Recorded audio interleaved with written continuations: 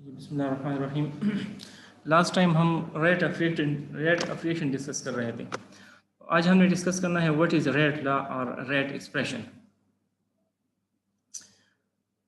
As we have discussed, rate of reaction depends on concentration of the reactants. So there is a relationship. It means that there is a relationship between concentration and rate of the reactions. So this mathematical relationship between the rate of reaction and concentration of the reactants, that is called rate law or rate expression or rate equations. यानी concentration और rate of reactions के दरमियान एक relationship है. This mathematical relationship is called the rate law, rate expression, or kinetic equations, or simply rate equations. इसी तरह concentrations time पर भी depend करता है. The concentration of the reactions depends on time during the reactions. यानी time के साथ concentration of the reaction increases. Or time के साथ concentration of the product it increases. So hence there is a relationship between concentration of the reactant and time as well. तो इसको भी rate law कहते हैं. The relationship between concentration of the reactants and time. This is also called as a rate law or rate expression. So rate of reaction, it is directly proportional to concentration of the reactants. As we discussed, the rate of reaction depends on concentrations. तो किस तरह dependence है? Direct relationship है. Rate of reaction is directly proportional to reactant concentrations and each concentration being raised to some power. For example, ये हमारे पास एक general equation है. A plus 2B, it gives the product. So rate is proportional to concentration of A and concentration of B raised to power 2. ये 2 इसका coefficient है. So proportionality constant को equation से equality से replace करते हैं. So rate will be equal to K A and B square. This is called rate law. This equation is called rate law because this equation relates the rate of the reaction to concentration of the reactants. So this is a mathematical expression that relates the rate of the reaction to concentration of the reactants raised to some power. So this is called the rate law. अब इस case में इस coefficient को हमने power लिया है, यानी इसका कोफिशिएंट ए का कोफिशिएंट ए है तो पावर 1 है, 1 ए का कोफिशिएंट 1 है तो rate is proportional to concentration A power 1 लिखने की जरूरत नहीं है. और इसका कोफिशिएंट 2 है तो इसको पावर में ले लेते हैं. लेकिन ये जरूरी नहीं है कि जो कोफिशिएंट होंगे वही इसके पावर्स भी होंगे. It is not essential that the powers of the concentration terms in the rate expression are always equal to the coefficient of the balance equations. And ये जरूरी नहीं है कि ये powers हमेशा इस coefficient के बराबर होंगे. इन powers को कहते हैं order of reactions.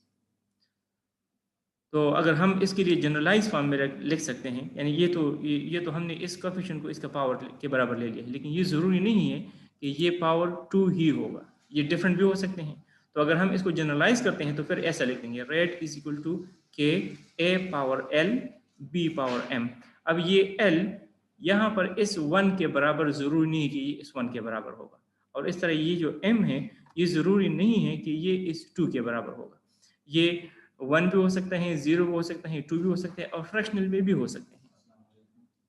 So therefore we say that it is not essential that the powers of the concentration terms in the rate expressions are always equal to coefficient of the balance equations. So the rate law for the above chemical reaction can be written as this one. अब इसमें L क्या है? It is the order of reaction with respect to A. और M क्या है? This is the order of reaction with respect to B. और overall order क्या हो जाएगा? L plus M will be the overall order of these reactions, and this is called the rate expressions. Equation 1, ये for example ये equation 1 है, shows that how the rate of reaction is related to concentrations of the reactants. It is called as a rate law, rate expression or a rate equation. इसमें M और N, ये L और M है. These are called order of reactions. N लिखा है लेकिन ये L है, यहाँ पर देखें एक L है और एक M है. So these L और M, these are order of reaction with respect to A and B respectively. और K क्या है? K is the proportionality constant. ये K, it is called rate constant, proportionality constant or rate constant. It is called rate constant. और unit of rate constants it depends on order of reactions. Zero order के लिए एक unit होगा, first के लिए कोई और होगा, सेकंड के लिए कोई और होगा। सो unit of rate constant depends on order of reactions. अब ऑर्डर ऑफ रिएक्शन क्या है? Order of reaction it is the exponent of the concentration terms in the rate law. Our rate expression is called order of reactions. Exponent of the concentration terms in rate law, ये rate law है, ये equation rate law है। rate is equal to k a power l b power m। तो इस rate law में concentration terms का exponent, तो concentration terms क्या है? वो एक a है और दूसरा b है। तो इनके exponent और इसके exponent क्या है? a का एक्सपोनेंट l है और b का एक्सपोनेंट m है। तो ये exponent of concentration in rate law, this is called order of reactions. यानी l is order of reaction with respect to a and m is the order of reaction with respect to b. So we can define as the exponent of the concentration terms in rate law। और overall order क्या होगा? वो n exponent का सम। तो ऐसे भी define कर सकते हैं, the sum of the exponent of the concentration terms in rate equation, that would be the overall order of reactions, the sum of the exponents of the concentration terms in rate equations is overall order of reactions।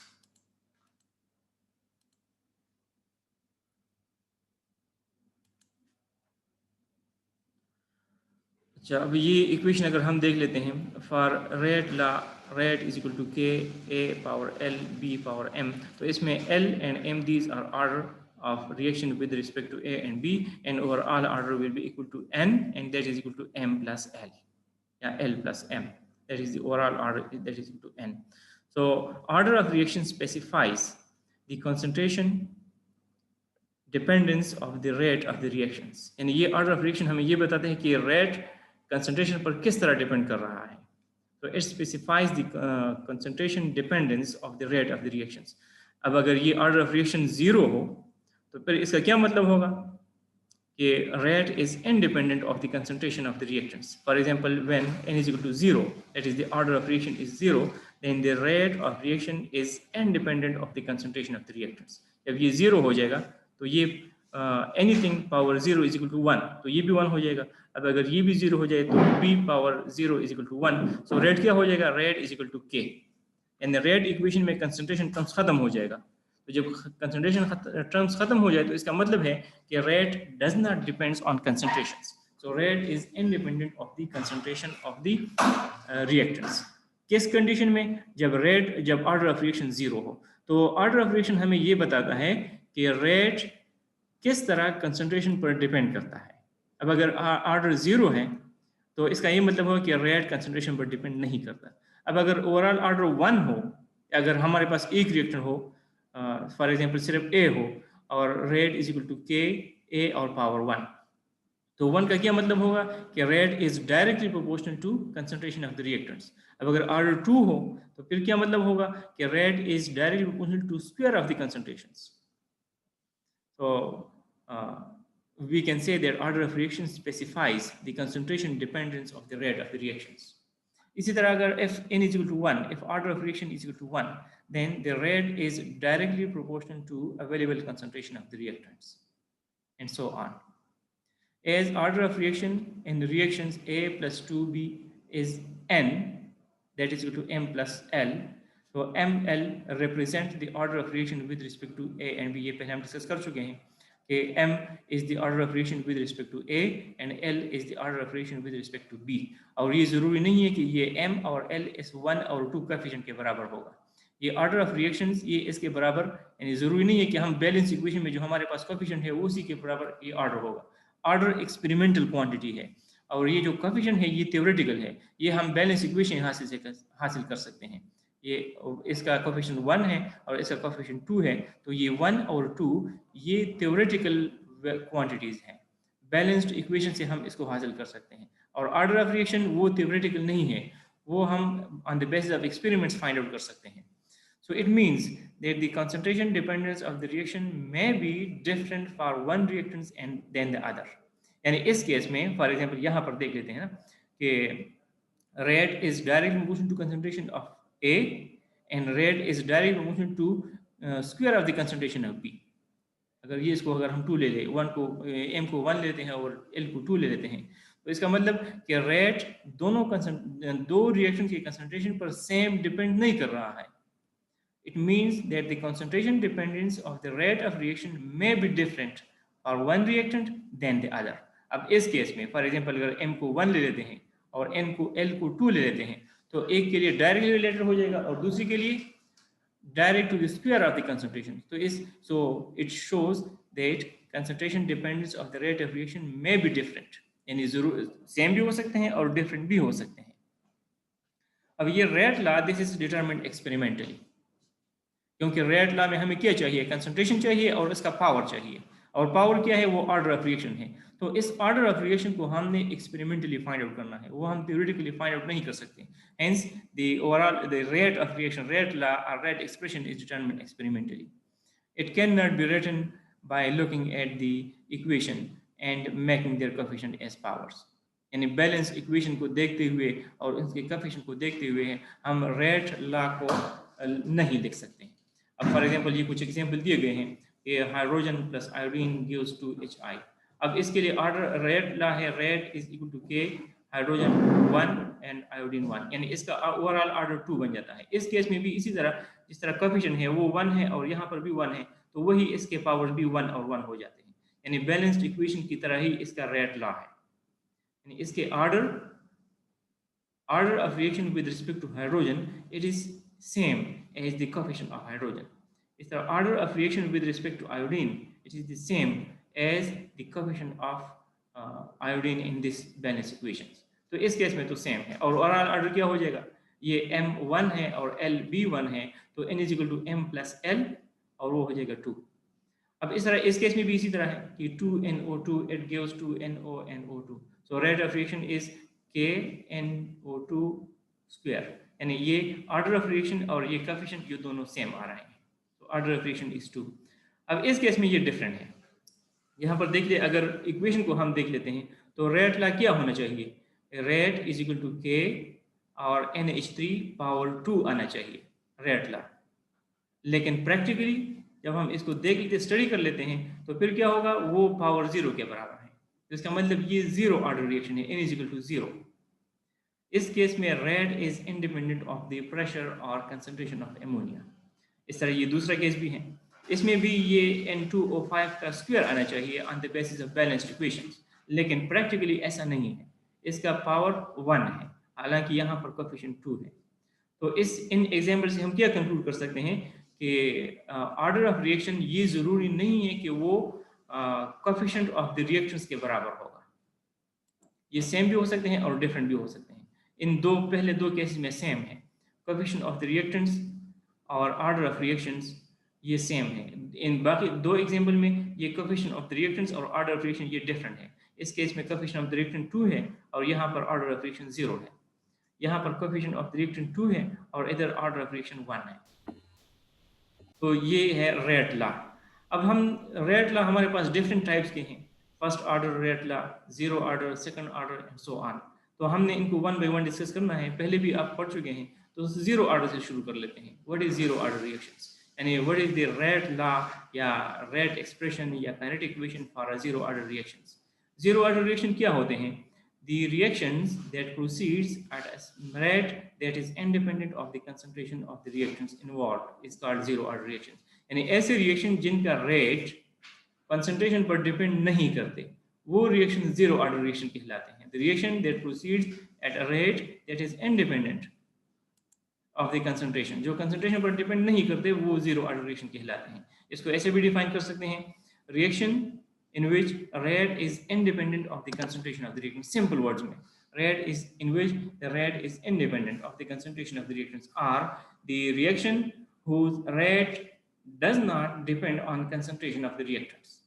In simple words, zero order reaction is a reaction whose rate does not depend on the concentration of the reactants.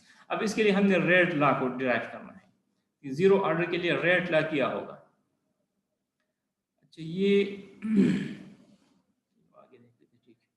अब ये एक general equation है, A is equal to P. ये for example ये हमारे पास zero order reaction है. तो इसके लिए हमने रेट इक्वेशन या रेट लॉ को डिराइव करना है. तो लेट्स सपोज स्टार्ट में जब ये रिएक्शन स्टार्ट ही नहीं हुआ था तो initial concentration of A is a moles per litre और प्रोडक्ट की कंसंट्रेशन क्या हो जाएगी 0, यानी जब t इज इक्वल टू 0, जब टाइम 0 हो, यानी जब रिएक्शन स्टार्ट नहीं हुआ था तो उस वक्त for example initial concentration of the reactant A is A moles per litre और चूंकि रिएक्शन अभी स्टार्ट नहीं हुआ है तो प्रोडक्ट कुछ भी नहीं है, तो concentration of product is equal to 0। और कुछ टाइम के बाद आफ्टर टाइम t, यानी टाइम के साथ क्या होगा, when reaction starts so concentration of the reactant decreases and concentration of the product increases। तो let's suppose टाइम t के बाद x moles of the products are formed। कुछ टाइम के बाद, वो टाइम क्या है, वो जो भी है टाइम t है, इस टाइम के बाद यानी 5 मिनट के बाद है या 5 घंटों के बाद है या 5 दिनों के बाद है, जो भी है, कुछ टाइम के बाद कंसंट्रेशन ऑफ द प्रोडक्ट वो x हो जाए। तो ये x कहाँ से आया होगा, वो A से आ जाता है ना, तो इसी जितना जितना प्रोडक्ट बनेगा उतनी ही रिएक्टेंट में कमी आ जाएगी, तो remaining concentration of the reactant क्या हो जाएगा, A minus x। A minus x is the remaining concentration or concentration of the reactants at time t और x is the concentration of the product at time t। तो अब इसके लिए हम लिखते हैं rate of reaction is proportional to concentration of A power 0, क्योंकि 0 order reaction है तो हम इसका पावर 0 ले लेते हैं, और A क्या है, it is the concentration of the reactants। तो चूंकि रेट टाइम के साथ वेरी कर रहा है तो इसलिए हम वो कंसंट्रेशन लेते हैं जो डिफरेंट टाइम पर होगा, वो A minus x है डिफरेंट टाइम पर। इनिशियल वाला तो नहीं लेंगे क्योंकि वो तो कांस्टेंट है। Rate depends on concentration of the reactants, तो टाइम के साथ कंसंट्रेशन डिक्रीजेस तो इस तरह रेट में भी फर्क आएगा, रेट भी सेम नहीं रहेगा। तो इसलिए हम इस A की बजाय हम लेते हैं जो डिफरेंट टाइम इंटरवल पर जो कंसंट्रेशन है, और वो क्या है, वो A minus x है। So rate of reaction is equal to, आवाज आ रही है? जी सर आ रही है। तो rate will be equal to proportional to A minus x power 0। अगर प्रोपोर्शनलिटी कांस्टेंट को, प्रोपोर्शनलिटी को इक्वलिटी से रिप्लेस करते हैं तो rate of reaction will be equal to k और A minus x पावर 0। अब anything power 0 is equal to 1, तो इसलिए इसके लिखने की जरूरत ही भी नहीं फिर नहीं है। और रेट ऑफ रिएक्शन को हम जनरली एक्सप्रेस करते हैं by dx by dt। Rate of reaction is generally expressed as dx by dt। तो हम इस इक्वेशन को ऐसा लिख सकते हैं dx by dt is equal to k A minus x। Messages आ रहे हैं।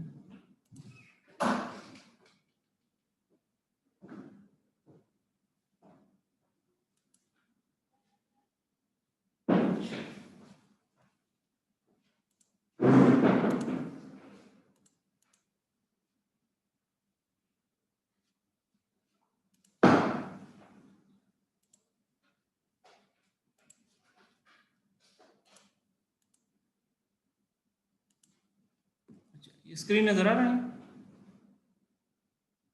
हेलो जी सर। ठीक जी सर आ रहा है। है। तो अब कहाँ पर थे, ये rate of reaction this will be equal to k A minus x power 0, और रेट को हम dx by dt से लिख सकते हैं। तो dx by dt is equal to k A minus x power 0 और anything power 0 is equal to 1, तो ये हमारे पास रेट ऑफ रिएक्शन हो जाएगा। तो this is a differential rate expression, क्योंकि इसने रेट को कंसंट्रेशन के साथ एक्सप्रेस करना है। ये इक्वेशन या ये इक्वेशन रेट को कंसंट्रेशन के साथ रिलेट किया गया है, यानी रेट ऑफ रिएक्शन दो तरह के हो सकते हैं। एक तो ये है कि रेट ऑफ रिएक्शन को हम कंसंट्रेट करते हैं, रेट ऑफ रिएक्शन नहीं, रेट लॉ दो तरह के होते हैं। ये रेट ऑफ रिएक्शन को रिलेट करते हैं with concentration, so this is called differential rate expressions. और एक है कि कंसंट्रेशन को टाइम के साथ रिलेट करते हैं, तो वो फिर डिफरेंशियल रेट इक्वेशन है। अच्छा, तो अब इसको हमने इंटीग्रेट करना है ताकि हमें डिफरेंशियल रेट आ जाए। अब इसमें क्या है, rate constant for zero order reactions, तो इस इक्वेशन को हमने इंटीग्रेट करना है। इंटीग्रेट करने के लिए पहले हमने वेरिएबल्स को सेपरेट करना होता है। इसमें हमारे पास दो वेरिएबल हैं, एक x है कंसंट्रेशन ऑफ द रिएक्टेंट्स और दूसरा t है dt। ये दो वेरिएबल्स हैं और k तो कांस्टेंट है। तो हमने पहले कंसंट्रेशन वेरिएबल्स को सेपरेट करना है। तो एक वेरिएबल dx उसको इधर लेफ्ट पर ही छोड़ लेते हैं और दूसरा वेरिएबल t है इसको राइट साइड पर ले आते हैं। ये हमारे पास अब वेरिएबल सेपरेट हो गए, एक साइड पर x, दूसरी साइड पर t। अब इसको हम इंटीग्रेट करते हैं, तो इंटीग्रेट जब dx का इंटीग्रेट लेते हैं तो x के बराबर है और k तो कांस्टेंट है, उसका तो इंटीग्रेट हम ले ही नहीं, तो इसी तरह k आ जाएगा और dt का इंटीग्रल हो जाएगा t। और बाय रूल्स, बाय फार्मूला, जब हम किसी भी इक्वेशन को इंटीग्रेट करते हैं तो इसमें एक इंटीग्रेशन कांस्टेंट लगाते हैं c। तो ये c क्या है? This is the integration constant. Integration दो तरह की होती है, या तो हम इस पर लिमिट लगाते हैं कि कहाँ से कहाँ तक हमने इंटीग्रेट करना है, उस केस में फिर हम इंटीग्रेशन कांस्टेंट नहीं लगाते, लेकिन इसमें कोई लिमिट हम नहीं लगा रहे हैं, सिंपली हम इसको इंटीग्रेट कर रहे हैं। यार आपकी आवाज कट रही है बीच बीच में। अच्छा, आपकी आवाज तो आ रही है, तो इसका मतलब मेरी आवाज भी आ रही होगी। सर दोबारा स्टार्ट कर लें? सर भी अभी सर अभी कट गई कटी थी है थोड़ी ये। देर पे। नहीं सर, यहाँ से कटी है जब आप सी बता यहाँ रहे से थे कट ना। गई थी। अच्छा ठीक है, सही है। अब यहाँ पर dx और k dt इसको हमने इंटीग्रेट करना है, तो ये इंटीग्रल का सिंबल है। मेरा ख्याल है आप मैथमेटिक्स भी पढ़ रहे होंगे, किसी सेमेस्टर में आप ये पढ़ा होगा, अभी भी पढ़ रहे होंगे। मैथमेटिक्स पढ़ रहे हैं? जी सर, पढ़ जी रहे सर। हैं। इसमें सर इंटीग्रेट वो भी पढ़ अभी आजकल क्या पढ़ रहे हैं मैथमेटिक्स में? फंक्शंस। फंक्शन। फंक्शन वगैरह। उसके बाद फिर इंटीग्रेशन पे आप जाएंगे, ठीक। तो ये इंटीग्रेशन जब डी इसको इंटीग्रेट करते हैं तो ये हो जाएगा x, और k कांस्टेंट है, और dt का इंटीग्रेशन है t, और जब लिमिट नहीं होती तो फिर एक कांस्टेंट लगाते हैं c या z से रिप्रेजेंट, किसी भी सिंबल से रिप्रेजेंट कर सकते हैं। बास बुक में आपको मिल जाएगा, इधर z लिखा होगा या c लिखा होगा, तो this is integration constant, c is the integration constant and its value can be determined using the initial condition। इसको अगर हमने फाइंड आउट करना है तो बाउंड्री कंडीशन या इनिशियल कंडीशन अप्लाई कर लेते हैं, और वो कंडीशन क्या है? जब टाइम हमारे पास 0 हो, when t is equal to 0, x की वैल्यू क्या है? वो भी 0 है। यहाँ पर स्टार्ट में हमने लिया था, देखिए when t is equal to 0, x is equal to 0, यानी x क्या है? that is the concentration of the product। तो concentration of the product is 0 and when t is equal to 0, ये इनिशियल कंडीशन है या बाउंड्री कंडीशन है, ये हम इस इक्वेशन पर अप्लाई कर लेते हैं। तो इससे हम c की वैल्यू फाइंड आउट करेंगे, और फिर वो c की वैल्यू इस इक्वेशन में हम पुट कर लेते हैं, तो ये हमारे पास फाइनल इक्वेशन हो जाए। तो अगर हमारे पास t इज इक्वल टू 0 हो तो t is equal to 0, x is equal to 0, ये हम इस इक्वेशन में पुट कर लेते हैं। तो क्या हो जाएगा? जब इस इक्वेशन में पुट कर लेते हैं तो t को 0 ले लेते हैं, तो x को भी 0 ले लेंगे, तो x is equal to 0 is equal to k, t is equal to 0 और प्लस c, तो c भी 0 हो जाएगा, क्योंकि 0 इंटू के ये 0 और ये ऑलरेडी 0 है, तो c की वैल्यू 0 है। तो अगर हम इस इक्वेशन में 0 पुट कर लेते हैं तो उसको पुट करने की जरूरत ही नहीं है, तो इक्वेशन क्या हो जाएगा? x इज इक्वल टू के टी। तो this is the integral rate equation for the zero order reaction, या इंटीग्रल रेट एक्सप्रेशन या rate law for zero order reactions। This equation relates the concentration of to time, एक तरफ concentration है, दूसरी तरफ time है, so this is the integral rate law. पहले case में यहाँ पर क्या था? ये वाला, ये एक तरफ रेट है, दूसरी तरफ कंसंट्रेशन है, so this is differential rate law. Rate is related to concentrations, और इस केस में concentration is related to time. तो ये दोनों रेट इक्वेशन है, लेकिन एक को डिफरेंशियल कहते हैं, दूसरे को इंटीग्रल कहते हैं। अब इसको अगर हम प्लॉट करना चाहें, अच्छा इसको भी प्लॉट कर सकते हैं कि रेट इज इक्वल टू के, यानी इसके एक तरफ इस तरह, ये मैंने इधर ड्रा नहीं किया है, तो एक तरफ रेट लेते हैं और एक तरफ कंसंट्रेशन लेते हैं, कंसंट्रेशन और दूसरी तरफ रेट। ये इसमें से हम ड्रा कर सकते हैं या नहीं?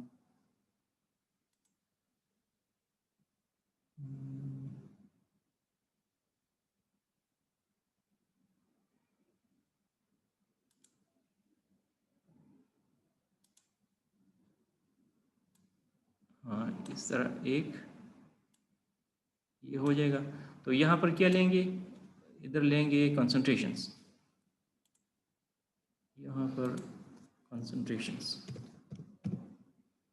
x एक्सिस पर, और y एक्सिस पर क्या हो जाएगा? y एक्सिस पर रेट, ये हो गया रेट। तो क्या आना चाहिए? क्योंकि रेट ने कंसंट्रेशन पर डिपेंड तो नहीं करना है, कंसंट्रेशन कम हो या ज्यादा हो तो रेट ने सेम ही रहना है। तो कैसा ग्राफ आ जाएगा? इस तरह स्ट्रेट लाइन, इस तरह स्ट्रेट लाइन आ जाता है, इस तरह ग्राफ बन जाएगा। इसके लिए अगर x ये डिपेंडेंट वेरिएबल है dx, तो ये y एक्सिस पर आ जाएगा, और कंसंट्रेशन ये इंडिपेंडेंट वेरिएबल है, ये x एक्सिस पर आ जाएगा। तो चूंकि rate is independent of concentration. Concentration जो भी हो, कम है या यानी बढ़ता जाता है या कम होता है, रेट नहीं वही रहना है, तो स्ट्रेट लाइन आ जाएगा।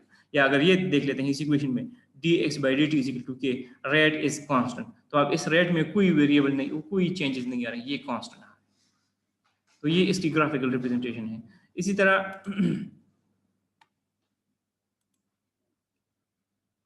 ये तो उधर नहीं जा रहा है,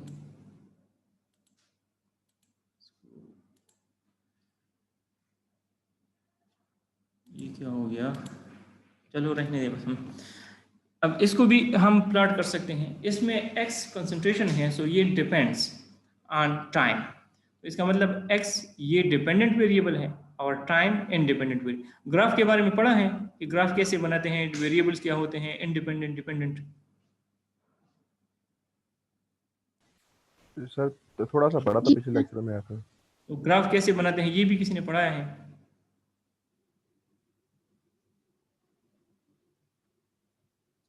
सर वो भी नेक्स्ट में। अच्छा ठीक है, चलो प्रैक्टिकल में भी डिस्कस कर लेंगे कि ग्राफ कैसे बनाते हैं, स्लोप क्या है, इंटरसेप्ट क्या है, ये चीजें नहीं पढ़ी हैं। नो सर अभी नहीं। चलो वो प्रैक्टिकल क्लास में फिर डिस्कस कर लेंगे, ठीक है। हम अब यहाँ पर जब हम इसको प्लॉट करते हैं तो t को x एक्सिस पर और x को y एक्सिस पर, तो डायरेक्टली रिलेशनशिप है, तो इस तरह स्ट्रेट लाइन, और इसका स्लोप वो k के बराबर है, रेट कांस्टेंट। तो ये है graphical representation for integral rate law, और ये है graphical representation for differential rate law. Unit of rate constant, unit of rate constant it depends on order of reactions. यानी ऐसा नहीं है कि चाहे वो जीरो ऑर्डर हो, फर्स्ट हो या सेकंड हो, हर एक के लिए अलग अलग यूनिट्स हैं।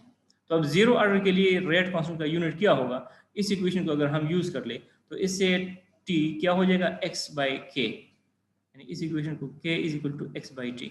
x क्या है कंसंट्रेशन और t क्या है time. So unit of k, unit of rate constant is the concentration unit divided by time unit. तो कंसंट्रेशन का SI यूनिट है मोल्स पर लीटर, जिसको मोलैरिटी कहते हैं, और टाइम का SI यूनिट है per second. So moles per litre per second is the unit for the rate constant of the zero order reactions, और ये रेट ऑफ रिएक्शन का भी यही यूनिट है। अब जब फर्स्ट ऑर्डर की तरफ जाएंगे तो वो कोई और यूनिट होगा, फिर ये नहीं होगा ना। इस तरह एक टर्म यूज करते हैं हाफ लाइफ। हाफ लाइफ क्या है, it is the time required to convert half of the reactants into the product, यानी वो टाइम जिसमें से रिएक्टेंट की कंसंट्रेशन हाफ हो जाए, is called half life, and half life it depends on nature of the reactions. It can be used to determine the order of reactions. यानी half life से हम ऑर्डर ऑफ रिएक्शन को find out कर सकते हैं। ये हमें एक आइडिया देता है, यानी ऑर्डर ऑफ रिएक्शन ये एक एक्सपेरिमेंटल क्वांटिटी है, हम थ्योरेटिकली फाइंड आउट नहीं कर सकते। इसके लिए हमने एक्सपेरिमेंटल टेस्ट करने होंगे, एक्सपेरिमेंट्स करने होंगे, डिफरेंट एक्सपेरिमेंट यूज किए जाते हैं, उनमें से एक हाफ लाइफ है। तो हाफ लाइफ के जरिए हम किसी रिएक्शंस का ऑर्डर फाइंड आउट कर सकते हैं कि वो फर्स्ट ऑर्डर होगा, जीरो ऑर्डर होगा या सेकंड ऑर्डर होगा। अब हाफ लाइफ जीरो ऑर्डर के लिए क्या होगा, t half for zero order reactions. At t half, concentration of the reactant is half of its initial concentrations. तो initial concentration हमारे पास क्या है, वो A है, और concentration of different time t वो A minus x है। तो जब ये A minus x initial का half हो जाए, यानी A minus x, when A minus x becomes equal to half of A, तो अब इसमें कितना टाइम लगेगा, वो हाफ लाइफ है। यानी ये है concentration of the reactant at different time, और जब ये डिफरेंट टाइम पर कंसंट्रेशन ये इनिशियल के हाफ हो जाए, तो कंसंट्रेशन ऑफ द रिएक्टेंट्स जब इनिशियल के हाफ बनने में, यानी हाफ ऑफ द रिएक्शंस को प्रोडक्ट में कन्वर्ट होने में जितना टाइम लगता है, उसको हाफ लाइफ कहते हैं, और उसको रिप्रेजेंट करते हैं t 1/2 या t सबस्क्रिप्ट 0.5 या t सुपरस्क्रिप्ट 0.5। यानी ये 1/2 सबस्क्रिप्ट में भी लिख सकते हैं और सुपरस्क्रिप्ट में भी लिख सकते हैं। बाज़ बुक में आपको ये सबस्क्रिप्ट में मिलेगा और इस तरह सुपरस्क्रिप्ट में भी मिलेगा, तो इससे कोई फर्क नहीं पड़ेगा। तो अगर हम हाफ लाइफ मालूम करना चाहते हैं तो ये हमारे पास इक्वेशन है जो हमने अभी डिराइव किया है, x = kt। तो इसमें से हम t को अगर अलग कर लेते हैं तो क्या हो जाएगा, x/k हो जाएगा। अब x की वैल्यू जब t हो जाए t half, when t = t half, तो x क्या हो जाएगा, x will be equal to 1/2a। ये वैल्यूज इस इक्वेशन में हम पुट कर लेते हैं, तो t के बजाय हम t हाफ ले लेते हैं और x के बजाय लेते हैं 1/2a। और 1 ओवर के इसमें ऑलरेडी है, तो ये हो जाएगा T is equal to A divided by 2K. So it means T half is directly proportional to initial concentrations. It shows that half-life for zero order reaction is directly proportional to initial concentration of the reactions. तो अब इसको हम use कर सकते हैं as a clue, यानी इससे हम ऑर्डर ऑफ रिएक्शन को फाइंड आउट कर सकते हैं. कैसे फाइंड आउट करेंगे? फॉर एग्जांपल हमारे पास एक रिएक्शन है, reactant R goes to product, ये R और goes to प्रोडक्ट. इसमें एरो कैसे डालेंगे?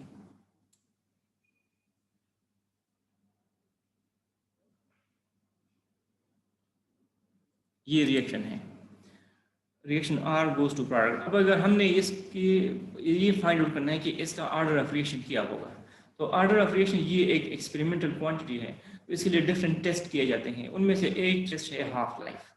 तो इस मैथमेटिकली हमने तो ये देख लिया है कि half life is directly proportional to initial concentration. तो क्या करेंगे, इस रिएक्शन को हमने एक दफा स्टार्ट करना है एक नॉन इनिशियल कंसंट्रेशन से. फॉर एग्जांपल ये यहाँ पर ये 1 है, 1 मिलीमोल्स पर लीटर से हमने ये स्टार्ट कर दिया है. So concentration of the reactant decreases with time. ये फॉर एग्जांपल एक रिएक्शन हम कर लेते हैं 1 मोल्स, इनिशियल कंसंट्रेशन हम 1 ले लेते हैं, तो इस तरह कंसंट्रेशन डिक्रीजेस विद टाइम. तो डिफरेंट टाइम इंटरवल पर हम कंसंट्रेशन को फाइंड आउट कर लेते हैं. जब जिस टाइम पर कंसंट्रेशन हाफ हो जाए तो वो हो जाएगा हाफ लाइफ. लेकिन अब कंसंट्रेशन किस टाइम पर हाफ होगा वो तो हमें एग्जैक्ट पता नहीं है, यानी इसके लिए तो हमें हर सेकंड पर कंसंट्रेशन को फाइंड आउट करना होगा, और ये एक मुश्किल काम है, क्योंकि हो सकता है वो 20 मिनट के बाद हाफ लाइफ आ जाए या 20 मिनट और 30 सेकंड पर आ जाए, यानी एग्जैक्टली हमें कोई पता नहीं होगा. तो फिर क्या करना होगा कि डिफरेंट टाइम इंटरवल पर हम कंसंट्रेशन को फाइंड आउट कर लेते हैं और फिर इसको प्लॉट कर लेते हैं. फॉर एग्जांपल एक कंसंट्रेशन ये डेटा है, ये लिया है एक टाइम पर, दूसरी टाइम पर ये लिया है, तीसरी टाइम पर ये पॉइंट है, चौथे टाइम पर ये है. तो इस तरह फिर हम इसको प्लॉट करते हैं, इस तरह ये ग्राफ बन जाएगा. अब इससे हम फाइंड आउट कर सकते हैं वो एग्जैक्ट टाइम, क्योंकि ये टाइम है, इनिशियल कंसंट्रेशन ये है. अब इसका ये 0 है और ये 1 है फॉर एग्जांपल, तो ये 1 कंसंट्रेशन से हमने स्टार्ट किया था. अब जिस टाइम पर ये हाफ हो जाए, तो हाफ क्या हो जाएगा, ये इसका हाफ हो जाएगा यहाँ इस पॉइंट पर.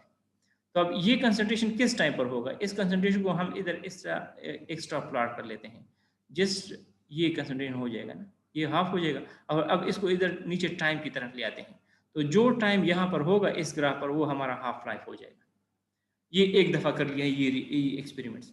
फिर इसी कंसंट्रेशन को डबल कर लेते हैं. फॉर एग्जांपल 1 से स्टार्ट किया था, अब इसको 2 पे कर लेते हैं, 2 कर लेते हैं, फिर ये एक एक्सपेरिमेंट कर लेते हैं. फॉर एग्जांपल इसका डबल हो जाएगा, यहाँ से स्टार्ट हो जाएगा. फिर डिफरेंट टाइम इंटरवल पर हम इसकी कंसंट्रेशन को नोट कर लेते हैं और फिर इसको इस तरह प्लॉट कर लेते हैं.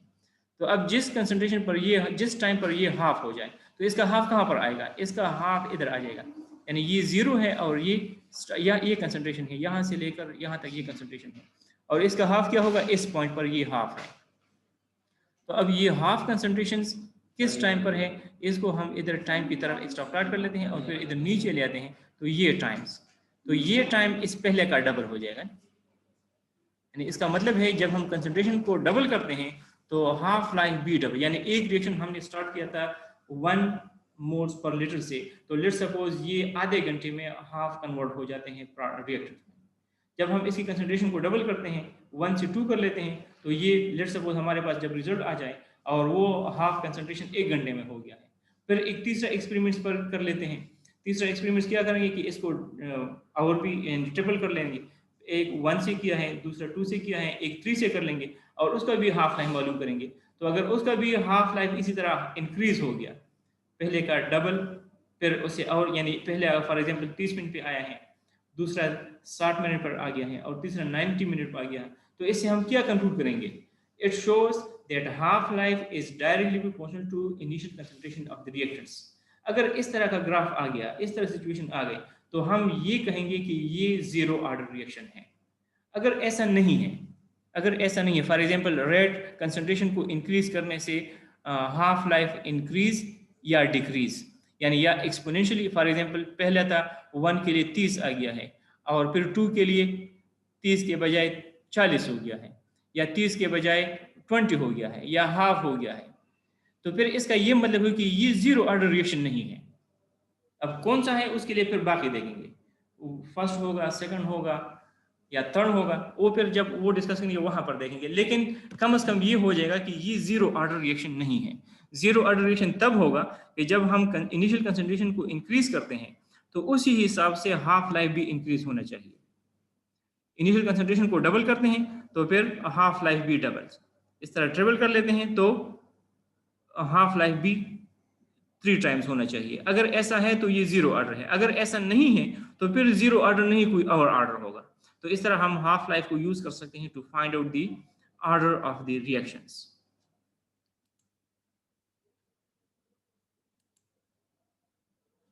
It shows that half life for a zero order reaction is directly proportional to initial concentration of the reactions. Greater the initial concentration, greater will be the half life. अच्छा, ये वही डिस्कस हम कर रहे थे कि जब एक दफ़ा हम 2 से स्टार्ट कर लेते हैं, सो लेट्स सपोज इसका हाफ लाइफ 30 मिनट आ जाए, फिर कंसंट्रेशन को डबल कर लेते हैं, 4 से स्टार्ट कर लेते हैं, एक ही कंसंट्रेशन को 4 कर लेते हैं, तो लेट्स सपोज इसका हाफ लाइफ 60 हो गया, इसका डबल हो जाएगा। फिर 6 कर लेते हैं तो हाफ लाइफ और भी बढ़ जाए, 90 हो गया। तो इस तरह अगर ये करने से इसी तरह अगर होता जाएगा तो it shows that the reaction is zero order reactions. ये कुछ एग्जांपल्स है जीरो ऑर्डर रिएक्शंस के। Photochemical reaction between hydrogen and chlorines, H2 and Cl2 it gives to HCl. So this is a zero order reactions. इसमें reactions rate of reaction does not depend on concentration of chlorine or concentration of hydrogen. It only depends on the intensity of the light. Photochemical reaction है। So this is independent. The rate is independent of the concentration of the reactants. So this is an example of zero order reactions. और एक simple example ये ले लेते हैं। ये एक incomplete रह गया है, इसके product हम ये पता याद नहीं थे कि क्या product बनेंगे, लेकिन ये भी zero order reaction है। और एक decomposition of ammonia है in the presence of catalyst. It gives यानी 2NH3 decomposed to nitrogen and hydrogens in the presence of the catalyst. So this is also a zero order reactions. तो ये zero order reaction के बारे में हमारा discussion था। Next इंशाल्लाह हम फर्स्ट ऑर्डर रिएक्शन शुरू करेंगे। तो आज के लिए इतना काफ़ी है। किसी ने अगर कोई क्वेश्चन पूछना हो